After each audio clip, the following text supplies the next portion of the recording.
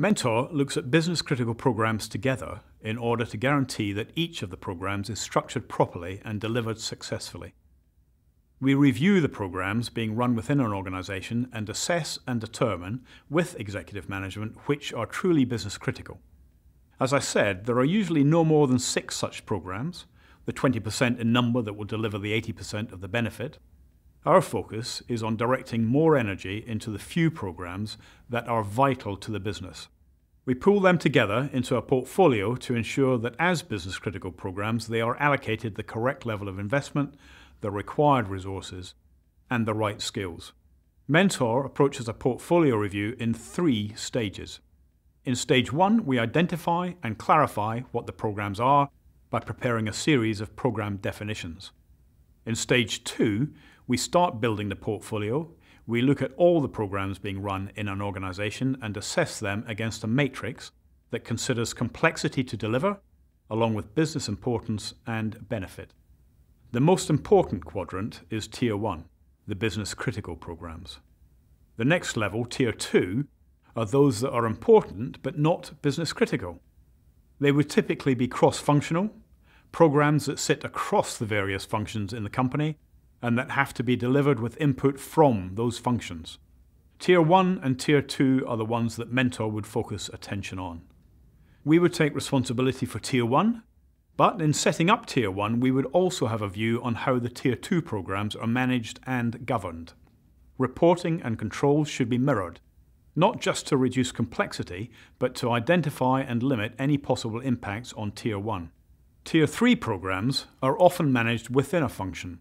They require similar governance, but are typically managed at project level rather than program level. Having assessed all the programs, it then becomes clear that there is work being carried out and projects and programs being delivered that don't have an impact on the strategic objectives. These could be considered as a Tier 4 group. And it's here that the organisation should question if it's worth allocating any effort to those, or perhaps even decide to stop them as they utilise valuable resources and can become distractions. At the end of Stage 2, we will have a clear understanding of what the programs are, their objectives, and the relationship or interdependencies between them.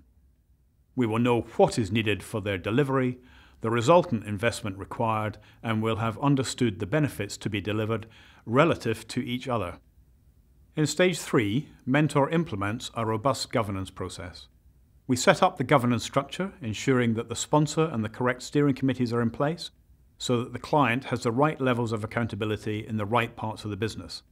It will be broadly similar for Tier 1 and Tier 2 programs.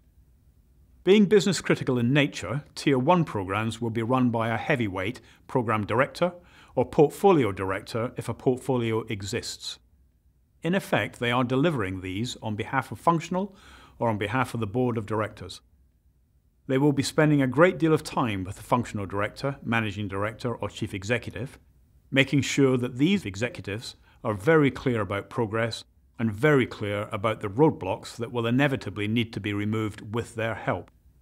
The relationship between program or portfolio director and the company's executives must be open and honest, delivered with integrity, creating a high level of trust. At Mentor, we are direct in our communication, basing it on the need for transparency and making sure that responsible individuals are clear on what has been done and, most importantly, what needs to be done to help secure the program.